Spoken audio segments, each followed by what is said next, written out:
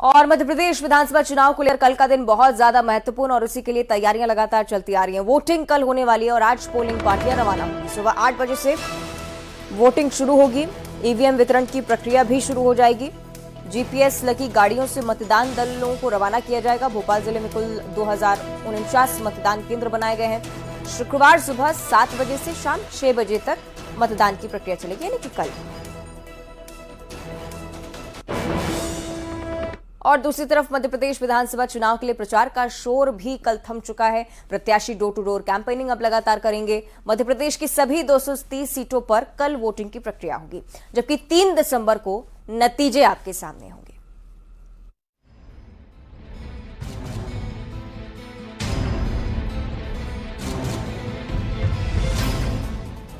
मध्य प्रदेश में चुनाव प्रचार थम गया है। प्रत्याशी अब डोर टू डोर लोगों के बीच जनसंपर्क कर रहे हैं। एमपी में 6 सीटों पर शाम 3 बजे प्रचार थम चुका था। ये सीटें हैं बैहर, लांजी, डिंडौरी, परसवाड़ा, बिछिया और मंडला। बाकी की 224 सीटों पर शाम 6 बजे माइक बंद हो गया। लोकतंत्र के महापर्व के लिए 17 नवंबर को वोटिंग होगी। नक्सल प्रभावित बालाघाट, डिंडौरी और मंडला जिले में वोटिंग सुबह 7 बजे से शुरू होगी और 3 बजे तक चलेगी। बाकी की सभी सीटों पर वोटिंग 7 बजे से शाम 6 बजे तक चलेगी। बीजेपी और कांग्रेस ने सभी 230 सीटों पर अपने उम्मीदवार उतारे हैं। ऐसे में कुल 2534 उम्मीदवार हैं जो इस बार विधानसभा चुनाव में अपनी किस्मत आजमा रहे हैं। वोटर्स की बात करें तो राज्य में मतदाताओं की कुल संख्या 5,36,36,229 है, जिनमें 75,304 सर्विस वोटर्स शामिल हैं।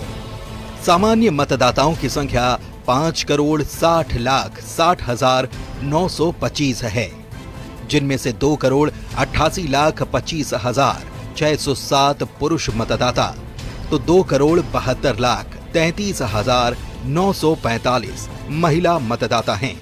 वहीं थर्ड जेंडर के वोटर्स की संख्या 1,373 है। कुल 230 सीटों पर मतदान के लिए चुनाव आयोग ने भी कमर कस ली है। प्रदेश में कुल 64,523 बूथ बनाए गए हैं। सुरक्षा के साथ ही शांतिपूर्ण मतदान के लिए निर्वाचन आयोग ने अपनी तैयारियां की हैं। वोटिंग के दौरान किसी तरह की कोई गड़बड़ी न हो, इस लिहाज से जिला प्रशासन को सतर्क रहने के लिए कहा गया है।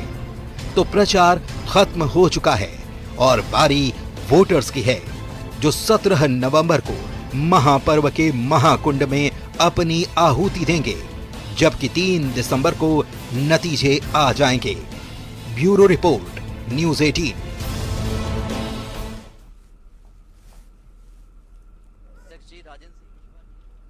चलिए सीधे हमारे सहयोगी शैलेंद्र भदौरिया की ओर हम रुख कर लेते हैं। शैलेंद्र, लगातार हम ये देख रहे हैं कि प्रचार प्रसार में भरपूर जोर और ताकत लगाने के बाद डोर टू डोर कैंपेनिंग का सिलसिला, और कल बहुत महत्वपूर्ण दिन है, कल मतदान होना है। तमाम तैयारियां सामने रखिए।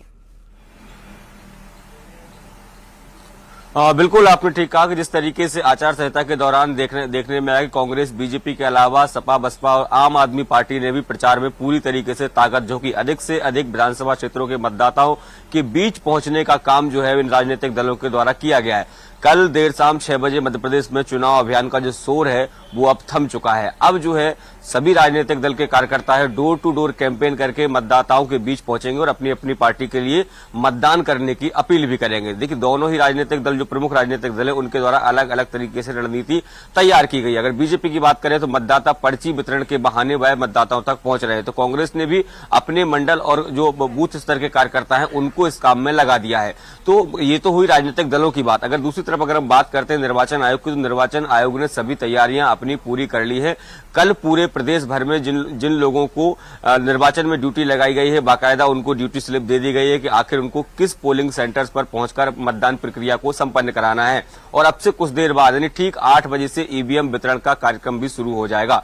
पूरे प्रदेश भर में जिला मुख्यालयों से ईवीएम का वितरण होगा। बसों के माध्यम से जो ईवीएम को लेकर मतदान दल जो है मतदान केंद्र तक पहुंचेंगे और उसके बाद कल सुबह 7 बजे से शाम 6 बजे तक मतदान प्रक्रिया को संपन्न कराएंगे। देखिए, मध्य प्रदेश में कई मतदान केंद्र ऐसे हैं जिनको अति संवेदनशील और संवेदनशील की श्रेणी में रखा गया है, तो ऐसे मतदान केंद्रों पर अतिरिक्त फोर्स जो है वो डिप्लॉय किया गया है। सीआरपीएफ की कंपनियां हैं, आईटीबीपी की कंपनियां हैं, आर्म फोर्स है, तो तमाम जो मध्य प्रदेश पुलिस के अलावा जो है वो केंद्र शासित जो केंद्र से बल भी बुलाया गया है, उन बल को संवेदनशील और अति संवेदनशील के आधार पर डिप्लॉय किया गया है। दूसरी बात अगर इस तरफ हम देखें, देखिए आधी आबादी को बढ़ावा देने के लिए लगातार बात होती है, तो अगर राजधानी भोपाल के लिहाज से बात करूं तो लगभग 110 पोलिंग बूथ ऐसे हैं जहां पर केवल और केवल महिला जो है कर्मचारी तैनात रहेगी और उन पोलिंग बूथ को विशेष तौर पर साज सज्जा की गई, आदर्श पोलिंग बूथ भी बनाए गए हैं ताकि अधिक से अधिक लोग जो है वो मतदान करने पहुंचे। हालांकि निर्वाचन आयोग ने लगातार स्वीप प्लान के तहत मतदाताओं के बीच जाकर ये अपील की थी कि मतदान प्रक्रिया में अधिक से अधिक लोग हिस्सा लें।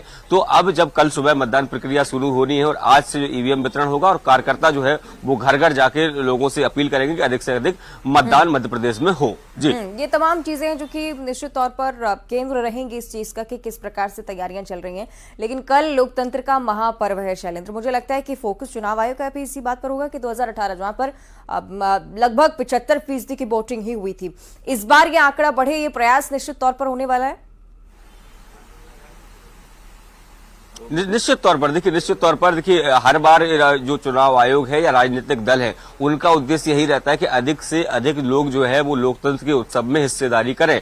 तो ये प्रयास जो है वो लगातार रहता है और इस बार भी तमाम इस तरह की गतिविधियां संचालित की गई है ताकि अधिक से अधिक जो लोग हैं मतदान करें। सबसे अधिक फोकस जो है वो युवा मतदाताओं पर भी है। देखिए, बड़ी संख्या में इस साल अगर बात करें तो युवा मतदाता जोड़े गए हैं, तो युवा मतदाता अधिक से अधिक मतदान करने पहुंचे, इस पर निर्वाचन आयोग का बेहद फोकस है। क्योंकि देखिए युवा मतदाता है, पहली बार मतदान करने जा रहे हैं, तो ऐसे में उनको बाकायदा ट्रेनिंग भी दी गई है कि किस तरीके से वह अपने मतदान केंद्र पर पहुंचेंगे, कौन से आवश्यक दस्तावेज उनको लेके आने और किस तरीके से वो मतदान करेंगे। यानी जो मॉक ड्रिल है, जो मॉक पोल है, वो उनके साथ किया गया है ताकि वो आसानी से समझ सके कि मतदान प्रक्रिया कैसी करनी है। और दूसरा, इस बार देखिए निर्वाचन आयोग ने 80 साल से ऊपर के जो बुजुर्ग हैं जो मतदान केंद्र पर आकर मतदान नहीं कर सकते थे, ऐसे लोगों को बैलेट की सुविधा उपलब्ध कराई थी, तो उसकी प्रक्रिया जो है वो पहले ही संपन्न कर ली गई है। तो कर्मचारियों के साथ साथ बुजुर्ग मतदाताओं को बैलेट प्रक्रिया पहले ही संपन्न कराई जा चुकी है। तो ऐसे में हर आयु वर्ग के मतदाताओं को ध्यान में रखते हुए जो है निर्वाचन आयोग ने इस बार पूरी प्रक्रिया को अंजाम दिया है। और निश्चित तौर पर जिस तरीके से जिस बात का आपने जिक्र किया कि भले ही 2018 में 75% मतदान हुआ था, उम्मीद है कि इस बार उस मतदान प्रतिशत को बढ़ाने में मध्य प्रदेश के लोग बढ़ चढ़कर हिस्सा लेंगे। जी, यही अपील न्यूज 18 भी करता है कि मतदान के इस महापर्व में जरूर अपनी आहुति दें। बहुत शुक्रिया आपका फिलहाल शैलेंद्र पूरी जानकारी साझा करने के लिए। तो इस तरह से हमारे सहयोगी शैलेंद्र इस बात का जिक्र कर रहे हैं कि लगातार ये प्रक्रिया चलती जा रही है और तमाम तैयारियां